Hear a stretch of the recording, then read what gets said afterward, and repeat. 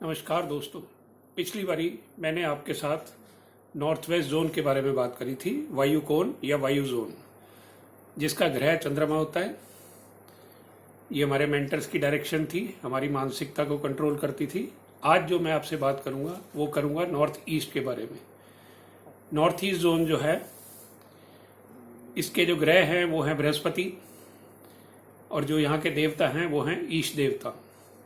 ये हमारे ज्ञान की दिशा है, हमारे प्रभु की दिशा है, गुरु कृपा की दिशा है, प्रभु कृपा की दिशा है, हमारे नॉलेज की दिशा है, हमारी हीलिंग की दिशा है। अब आप जैसे हम 4 डायरेक्शंस होती हैं हमारी, north, south, east, west. North east जो है वो हमारी 2 मुख्य दिशाओं का मिश्रण है, नॉर्थ और ईस्ट का। नॉर्थ का जो हमारा ग्रह होता है वो होता है बुध, और जो वहाँ के देवता होते हैं वो होते हैं कुबेर, जो कि धन के देवता हैं। ईस्ट के जो हमारे ग्रह हैं वो है सूर्यदेव, और जो वहाँ के देवता हैं वो हैं इंद्रदेव। नॉर्थ ईस्ट के जो ग्रह हैं वो है बृहस्पति, और जो यहाँ के देवता हैं वो हैं ईशदेव और शिव।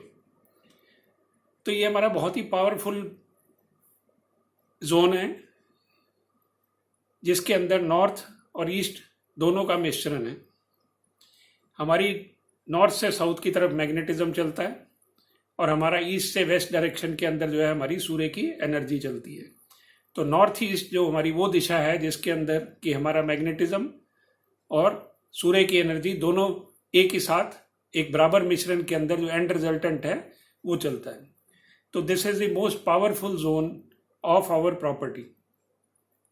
इसको हम कैसे कैसे इस्तेमाल कर सकते हैं, क्या क्या इसका यूज है, इससे हमारी जीवन की 90% महत्वपूर्ण चीजें जो हैं वो निर्धारित होती हैं।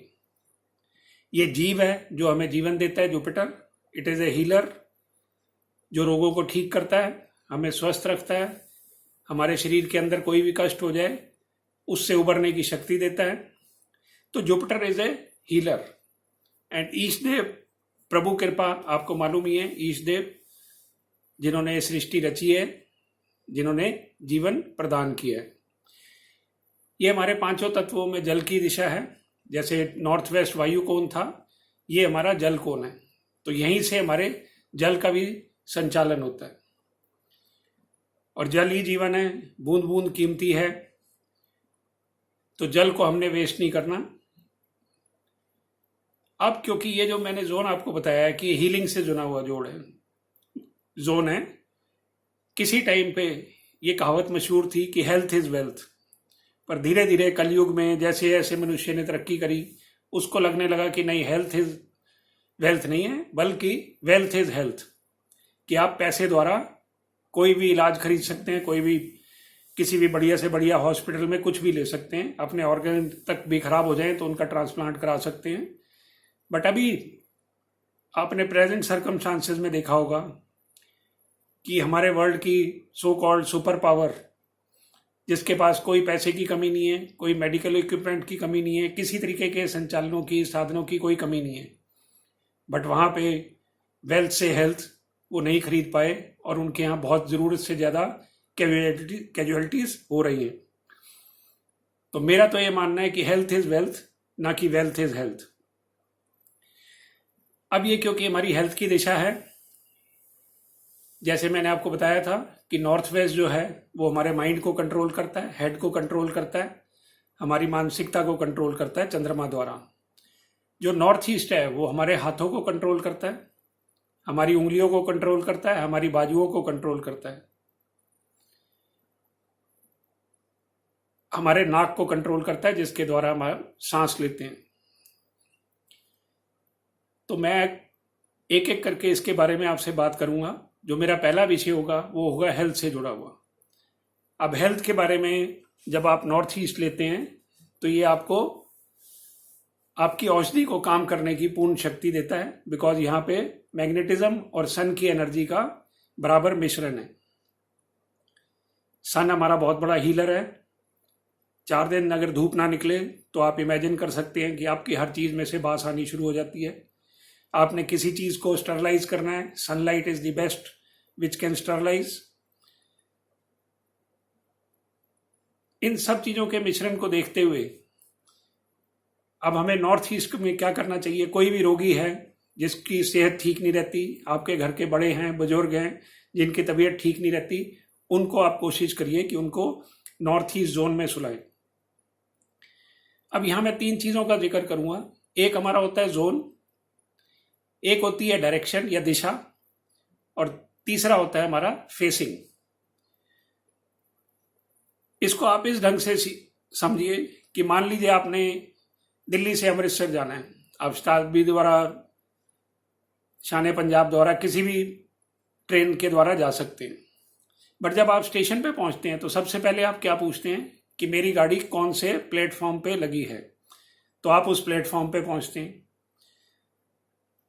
तो वो आपका जोन है कि जहां से आपकी गाड़ी जाएगी अमृतसर के लिए। फिर आप पूछते हैं कि मेरी कौन सी गाड़ी है, और फिर आप पूछेंगे कि मेरा कौन सा कोच है।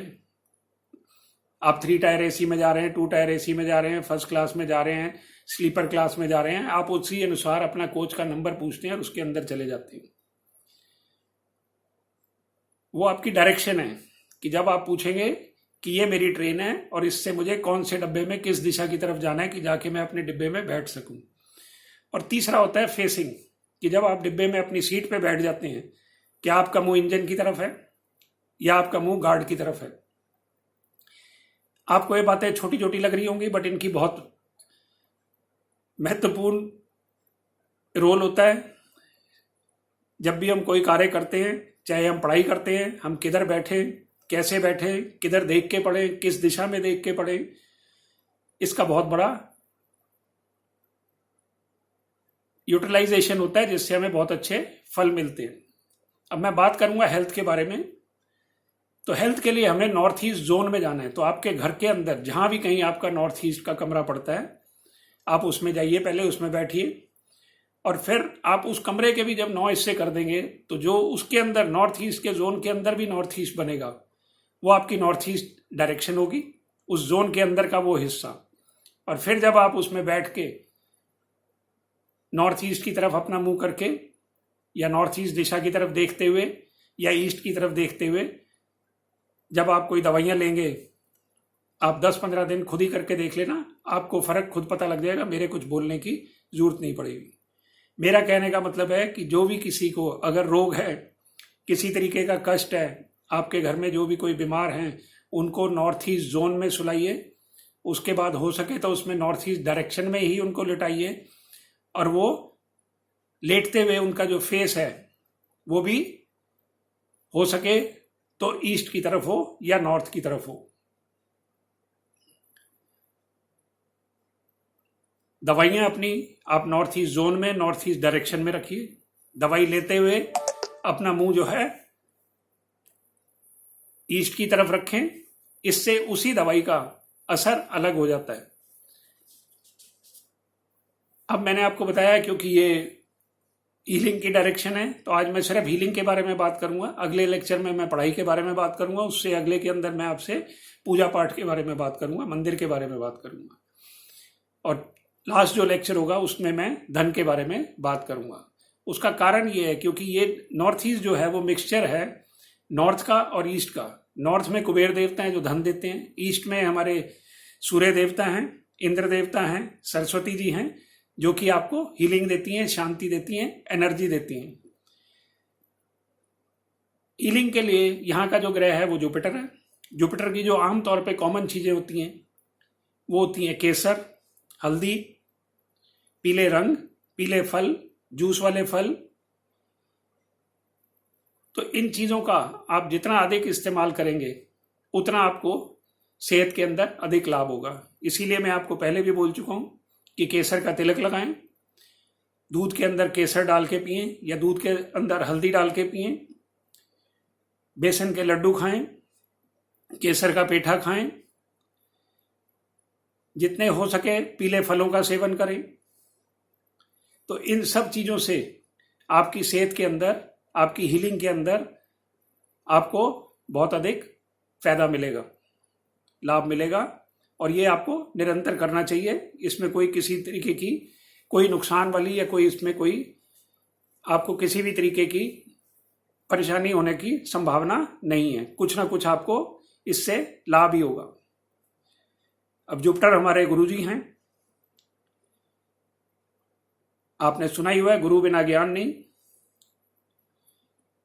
तो यहीं से गुरु कृपा से ही, प्रभु कृपा से ही आप अपने अंदर हीलिंग लाते हैं, अपनी शरीर को निरोगी बनाते हैं और स्वस्थ रहते हैं। ये बहुत बड़ा विषय है। यहीं से मैं आपसे आगे अगले लेक्चर के अंदर पढ़ाई के बारे में बात करूंगा, कंपटीशन के बारे में बात करूंगा। तब तक के लिए धन्यवाद।